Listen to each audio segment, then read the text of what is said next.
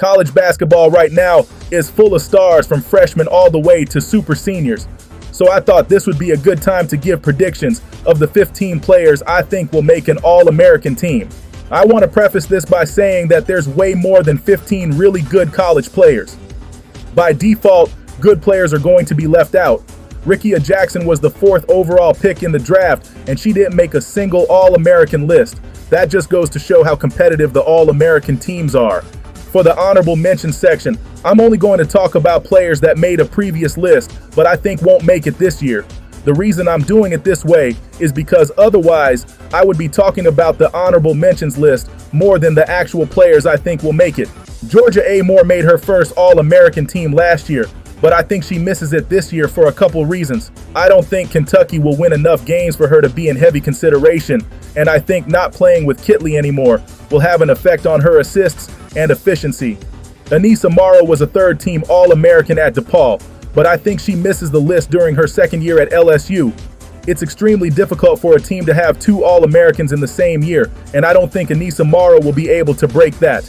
I believe Olivia Miles barely misses the All-American team, despite making it the last time she was healthy.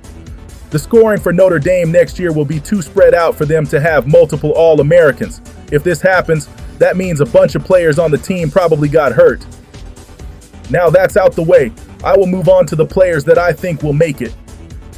I think the All-American 3rd team will have a lot of first-time players on it, one of those players being Kiki Rice. She had a steady improvement her sophomore season, allowing her to average 13 points, 6 rebounds, and 4.5 assists. If she just has a slight increase in her numbers next year, that should be enough to make an All-American team. Kiki Rice can do just about everything. She's acrobatic in the air, which allows her to finish through contact and over bigger defenders. She is an amazing passer and is a very good rebounder for a guard. She's also a solid defender. With her great playmaking skills and how stacked UCLA is, I think she'll easily lead the Big Ten in assists and be top 3 in the country in that category. I give her the slight edge over Olivia Miles because I think her usage rate will become a lot higher with Charisma Osborne no longer being on the team. It's no secret Malaysia Fulwiley is something special. In terms of raw talent, it's not an exaggeration to say she's one of the most talented women's basketball players ever. She had a really good freshman season, but I don't think she's even half as good as she will be in the future. Malaysia Fulwiley had many games where she was unstoppable, but also had some where she wasn't very effective. I expect the type of games she had against LSU and Notre Dame to be more common, and she'll have less games where she was not that effective, and that's why she will be an All-American. There's a possibility Fulwiley still comes off the bench, but I only expect that to be ceremonial. She will get more minutes than some starters. I think Fulwiley will lead South Carolina in scoring. Combine that with her incredible defense, she'll be the 4th class of 2023 player to crack an All-American list. I had a very hard time deciding between Audi Crooks and Ayoka Lee. I probably switched them like 10 times over. There's no way they are going to leave the Big 12 Player of the Year off an All-American list, and these 2 players are easily the top 2 candidates for that award.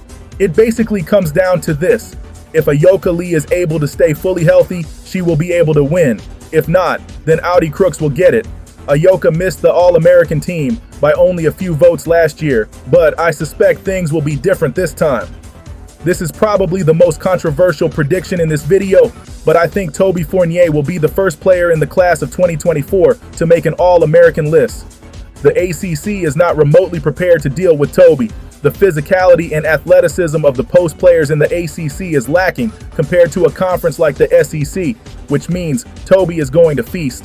I can very easily see her being the best post player in that conference, even as a freshman. She will be competing with Hannah Hidalgo for ACC Defensive Player of the Year, and she will be one of the best defenders in the country. The type of skill set Toby Fournier has is one that can translate very early in college. There is a very streamlined path for Toby to become an All-American. When you look at the team stat leaders for Duke and look at Toby's skill set, she can easily lead in all categories besides assists. Duke was 7th in the ACC last year. If she is able to vault them into one of the top teams in the ACC, which is very possible, I think she will become an All-American. Last but not least for the 3rd team selections, Tania Latson. She averaged over 20 points per game her freshman season and averaged 21, 4-4 her sophomore season, but she is never talked about. When a player is playing as well as Latson has, it's only so long before she becomes an All-American. My theory of why she hasn't already is because Florida State isn't winning enough games, but I have a feeling that changes next year. She was one of the best freshmen in her class, and she made improvements to her game in her sophomore season. If her game continues to grow her junior year, not only would she be putting up an historic stat line, Florida State will finally become a dangerous team. Out of all the AP All-American teams, third team is the hardest to predict because there's so many players you can argue would make it instead. A common theme you will see in this video is that a lot of first-time All-American players are from the class of 2022. It's easy to predict that South Carolina will have a player on the All-American team. The hard part is figuring out who it will be. Ashlyn Watkins last year is what Camila Cardoso was the year she was playing behind Aaliyah Boston. What I mean by that is that you have a player that would easily be the best post player on another team, but they were the backup for the most dangerous post player in the country. I'm not saying Watkins will be as good as Cardoso, but she definitely has the ability to dominate the college landscape.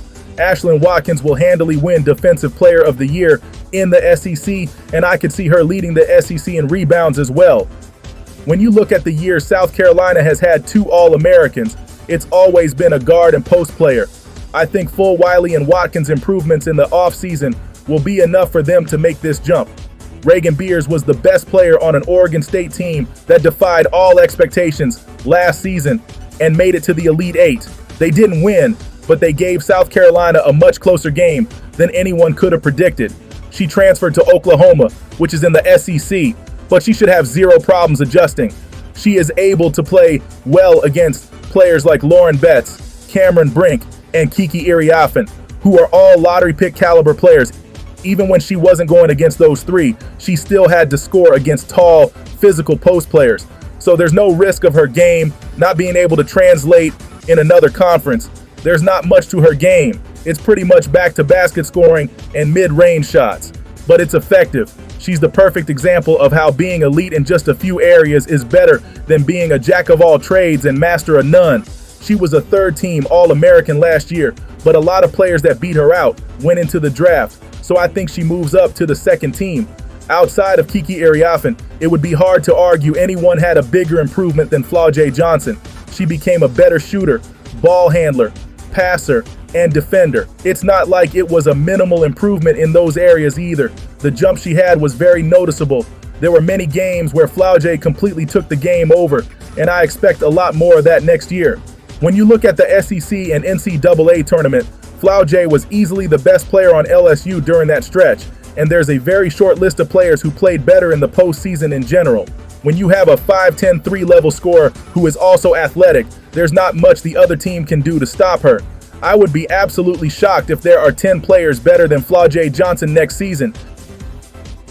When I see a mid-major player that averages a crazy stat line, the first thing I immediately think is, okay, are they putting up those numbers because the competition is lacking, or are they really that good?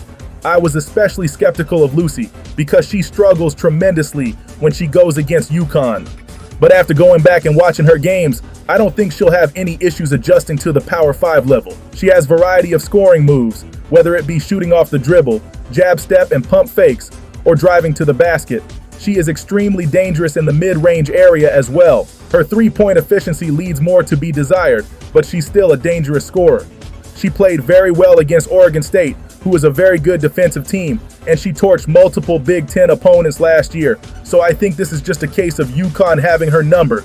There's no doubt Lucy Olson will be able to score the basketball. She will be competing with Juju Watkins for the scoring title. The biggest question mark is, will she be able to create shots for her teammates at Iowa? This is not only important to their team success, but also her draft stock. Kiki Iriafen went from a player that barely got any minutes her sophomore season to one of the most dominant post players in the country. She averaged 19 points, 11 rebounds, while going an efficient 55% from the field. The season she had was mostly downplayed because of Cameron Brink being on the team, but the postseason showed very quickly that Kiki Iriafen can look very good without Cameron Brink.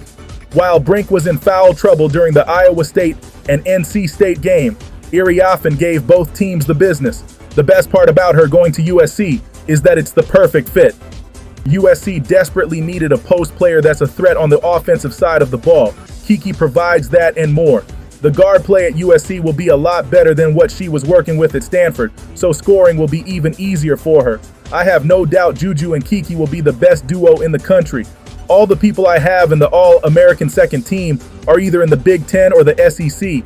I'd say there's 3 locks for the All-American first team, but the other 2 spots are definitely up for grabs. If Beers and Olsen miraculously vault their team in the top 10, I think they have a very strong case. If Flau'jae is able to make LSU a top 5 team and is the driving force behind it, she could sneak into first team as well. Now that third and second team is out the way, it's time to talk about the best of the best. When Rory Harmon went down with an ACL injury, a lot of people thought Texas was going to be cooked. I would be a liar if I said I wasn't one of them. Madison Booker made sure that wasn't going to be the case. Her freshman season, she averaged 16.5 points, 5 rebounds, and 5 assists. This allowed her to lead Texas into the Elite 8. Her performance allowed her to become the Big 12 Co-Player of the Year and become a second-team All-American. She was also the Big 12 Tournament MVP. Considering she was ranked 12th in her class, it's very fair to say she overachieved. If she makes any improvements this offseason, other teams are in massive trouble. Rory Harmon coming back should only make things easier for her, as she can be moved back to her natural position. She's my pick for SEC Player of the Year, and her individual performance combined with Texas's team success next season will vault her into first-team status. A 6'7" player being in the Big Ten should be considered malpractice. I'm not exaggerating when I say this. I think Lauren Betts will have a field goal percentage of over 70% in Big Ten play. Outside of USC, the Big Ten is not remotely prepared to deal with her. We've seen Lauren Betts go against people like Angel Reese and Aaliyah Edwards in a head-to-head and outperform them. Not to mention the post play in the Pac-12 is overall better than the Big Ten. It's insane how many double teams she draws, and in some cases triple teams. You'll routinely see her finish over them anyway, but a lot of times she'll pass it back out to an open teammate. Lauren Betts is also one of the hardest people to score on because of her size and ability to contest shot blocks. As long as UCLA is top 2 in the Big Ten, I think Lauren has a clear path to All-American first team. I said there were 3 locks for the first team. The players I was referring to are Hannah Hidalgo, Juju Watkins, and Paige Bueckers. If they are healthy, they will make the first team. It's really a question of who will be National Player of the Year. For Hannah Hidalgo to win National Player of the Year, she has to do it the same way Aaliyah Boston did it. There's little chance she outscores Paige or Juju next year, so she has to be the best defender in the country, and Notre Dame can only drop 1 or 2 games. But if we're talking about just making first team All-American, I don't think there's any question she'll make it. Last year she averaged 22.5 points, 6 rebounds, 5.5 assists, and just under 5 steals.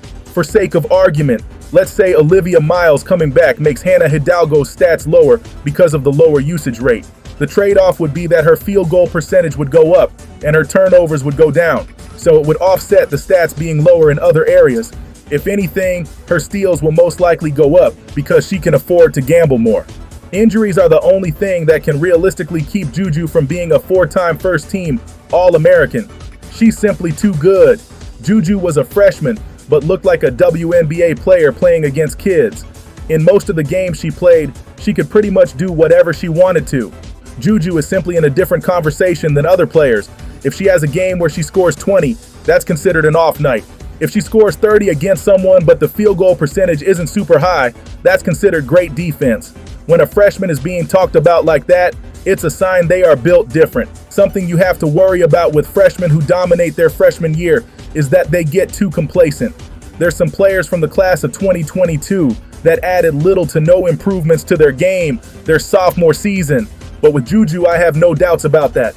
You can tell from the way Juju carries herself on and off the court that she wants more. She's not okay with just being a good basketball player. She wants to be the best. Paige Bueckers is the consensus #1 pick in next year's draft. She's a former National Player of the Year and already a multi-time All-American. She's the closest thing you can get to a perfect player. She's an elite shooter at all 3 levels. She has a high assist-to-turnover ratio. Her height allows her to guard multiple positions, and she can do it effectively. Ironically, The biggest negative you could say is that she isn't selfish enough. You can't name a game where Paige shot UConn out of the game this year, but there's plenty of games where you wish she shot more. As far as the Player of the Year race is concerned, the case for Paige is pretty easy. We know she will dominate the Big East and put up crazy numbers, but she's also going to play against USC and Notre Dame next year. If UConn wins those games and Paige outplays Juju and Hidalgo, the race is pretty much over. If this doesn't happen, the conversation gets a lot more interesting. Like I said before, I think 3 slots for the first team are pretty much taken, but the other 2 are up for grabs. That being said, I have strong confidence that Lauren Betts and Madison Booker will become top 5 players next year. But that's it for this video. I'll without a doubt revisit this when the official list comes out at the end of next season.